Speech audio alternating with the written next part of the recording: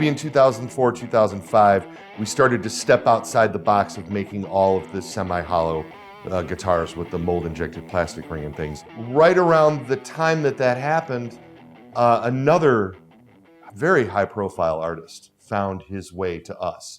And what led him to us was the fact that the company was founded in East Point, Michigan, because it turned out that Mr. Pete Anderson himself was founded in East Point, Michigan. Yes, he was out with Dwight Yoakum at the time. He saw one of our Kid Rock ads, and he thought it was great. And so he came to the NAMM show. He started doing sort of a heavier blues thing that he mixed in that hybrid picking and chicken picking sort of twang in with the very heavy blues. And he was playing, he was trying to play hollow bodies, jazz boxes when he was doing it. He was getting lots of feedbacks, and he had all kinds of foam and pillows stuffed in these things. And he explained it to Joe, and Joe got it, and we did a few round of prototypes. And that guitar has evolved over the last 9 years into the PA1 HB Custom. It's really a traditional hollow body, but where it breaks tradition pretty radically is instead of having two traditional braces, which would be two strips of wood running this way, we made a single piece of wood running like this, kind of an L-shaped, runs on this side, the bass side, and then takes a turn underneath the bridge. So you have this L-shaped brace. It's completely hollow underneath of the pickups and yeah. all the way around, except for where that brace runs. This brace, and we call it the unibrace.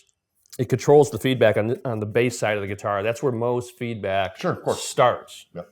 And besides that, it adds some sustain, adds a little bit of attack, but it still sounds like a hollow body, which is cool. Sure. But you could turn it up a little more and keep things under control. Second guitar that we did with Pete is what we call the Eastsider. Obviously, throughout his career with Dwight Yoakum, got associated with, a certain style of guitar, and he wanted us to recreate that. And we do a couple different versions of this. This is a Carina body. It's a 10 to 14 inch compound radius neck, locking tuners, low friction nut. We also do a 2 pickup version. Joe designed custom pickups for this model, but Joe will also, without artist inspiration, look at certain trends and things that he sees going on in the industry and go, well, I could do that better. There's almost no better example of that than the Reverend Descent model, which was launched in 2013.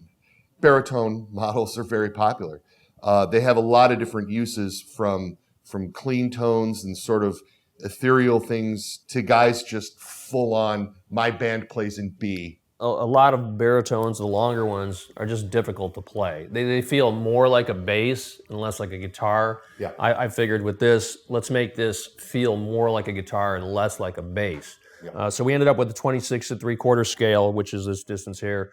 It's long enough to get the depth that you want when you have this thing tuned, which is B standard tuning. And of course, you put the heavier strings on there and it gets really deep and growly. So if you're a guitar player and you want to move to baritone and check it out, you can pick this up and feel totally comfortable. You can play leads on it. You can bend the 4th string, no problem. This is called the Airwave, and the Airwave was developed sort of in conjunction with a really good friend of ours, Chris Funk from the band The Decemberists. He talked to me a few years ago and told me that if he had a Reverend 12 string, he would almost be playing Reverends exclusively.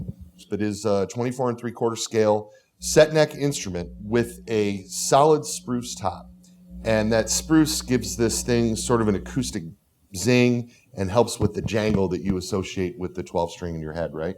And this really cool, innovative bridge where 6 of the strings top load and 6 of the strings go through the body, and you're able to intonate all of the strings. So what I like to say about this guitar is not only can you get it in tune, but once it's tuned up, it stays there. I think these guitars are really important to shout out because they feature things that everything that we've learned in the last 20 years and everything that Joe's put together in the last 20 years of designing guitars, sort of culminating in unique niche instruments that work.